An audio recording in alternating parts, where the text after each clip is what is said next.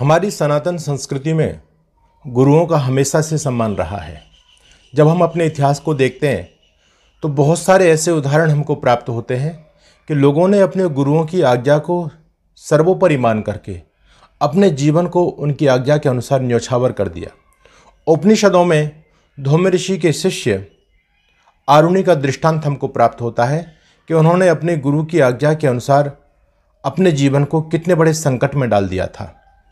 और दूसरा उदाहरण हमको प्राप्त होता है महान समाज सुधारक महर्षि दयानंद सरस्वती जी का। जब उनकी शिक्षा दीक्षा पूरी हो गई, जब विदाई की बेला आई तो उन्होंने अपने गुरु को गुरु दक्षिणा में कुछ लौंगें भेंट की। उनके गुरुजी ने कहा, गुरुवर विरजानंद दंडी ने कहा कि दयानंद, मुझे ये लौंग नहीं चाहिए, मुझे तुम्हारा जीवन चाहिए।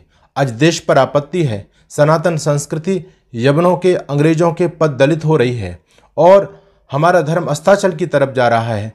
तुम्हारा जीवन बहुत कीमती है, तुम वैदिक धर्म का प्रचार प्रसार करो। गुरु की इसी आज्ञा को सर्वोपरि मान करके स्वामी दयानंद सरस्वती ने वो काम किया जो इतिहास के पन्नों में आज भी अमर है।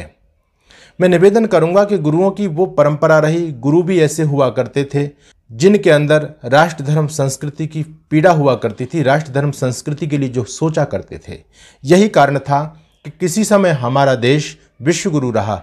विश्वगुरु देश को बनाने में गुरुओं की महत्वपूर्ण भूमिका थी, क्योंकि वो गुरु लोग थे, वो पाखंडी नहीं थे, वो अपने लिए नहीं सोचा करते।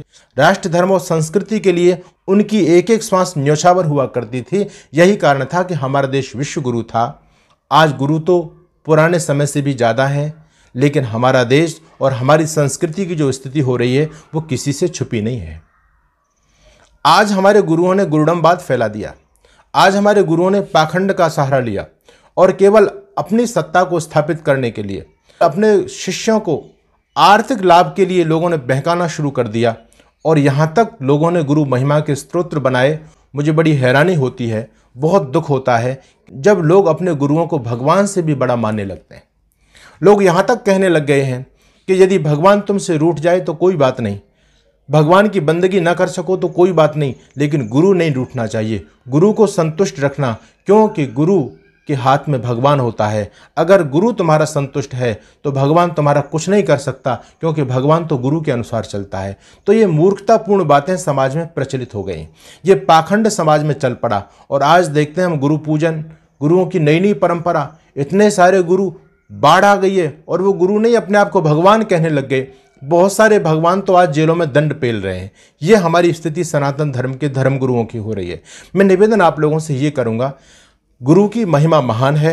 हमारी संस्कृति में गुरुओं का बहुत ज़्यादा सम्मान है और होना भी चाहिए, लेकिन कब होना चाहिए? जब होना चाहिए जब गुरु अपनी मर्यादाओं पर कायम हो। जब गुरु लोग अपनी मर्यादाओं को छोड़ देंगे तो फिर वो किस बात के गुरु हैं? मैं उन गुरुओं से भी पूछना चाहता हूँ, क्या तुम लोग धन ऐंठने के लिए गुरु बने हो? क्या तुम लोग अपने शिष्यों से अपनी पूजा कराने के लिए गुरु बने हो? जो व्यक्ति जिस परंपरा का होता है उस परंपरा के उत्कर्ष का दायित्व उन गुरुओं के कंधे पर होता है। विडंबना की बात यह है कि हमारे इतने सारे धर्म गुरु और फिर भी हमारा धर्म अस्ताचल की तरफ जा रहा है, हमारा सनातन धर्म नष्ट होने की तरफ जा रहा है। तो फिर ये धर्मगुरु कर क्या रहे हैं? इन धर्मगुरुओं की समाज में उपयोगिता क्या है? क्या धर्मगुरु इसीलिए बने हैं कि लोगों को बहका करके अपना प्रयोजन सिद्ध करते रहो? मुसलमान लोगों को देखो, मुसलमान लोग 1450 सालों में कहाँ से कहाँ पहुँच गए, क्यों पहुँच गए? कभी पीछे जा कर के देखिए। उनके पहुंचने का जो कारण है वो ये है कि उनके गुरु जो होते हैं वो अपने धर्म, अपनी संस्कृति के प्रति पूरी तरह से समर्पित होते हैं। वो अपना स्वार्थ, अपना उल्लू सीधा नहीं करते। क्रिश्चियन लोगों को आप देख लें, केवल 2000 सालों में धरती पर लगभग 140 देश उन्होंने स्थापित कर दिए। क्यों कर दिए? उनको फैलाने में भी गुरुओं की भूमिका रही। जब हमारा भारत देश दुनिया का गुरु कहलाता था, सोने की चिड़िया कहलाता था, सबसे महानतम देश माना जाता था, उस समय हमारे देश में गुरु भी बहुत महान हुआ करते थे।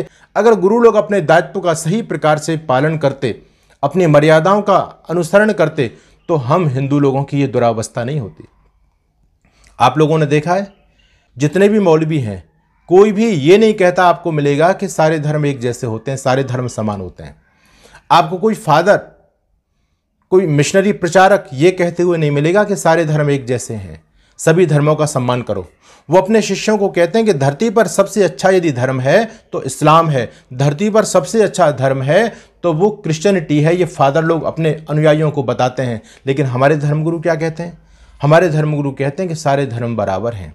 इन लोगों ने हिंदुओं का इतना बंटाढार किया है, इन लोगों ने हिंदुओं को इतना डुबा दिया है, हिंदुओं को कहीं का भी नहीं छोड़ा, हिंदुओं को इतना ज़्यादा कायर, कमज़ोर, इतना ज़्यादा सहनशील, वर्तमान परिस्थितियों से भी हम लोग किसी भी प्रकार का कोई सबक नहीं ले रहे हैं। दुर्भाग्य की बात यह है। तो मुझे लगता है कि उन गुरुओं ने ना तो दूसरे धर्मों को देखा है, ना उनको अपने धर्म के बारे में जानकारी है। अगर वो कुरान को पढ़ते, अगर वो बाइबल को पढ़ते, तो अपने भोले भाले लोगों को ये नहीं बहकाते कि सारे धर्म एक जैसे होते हैं।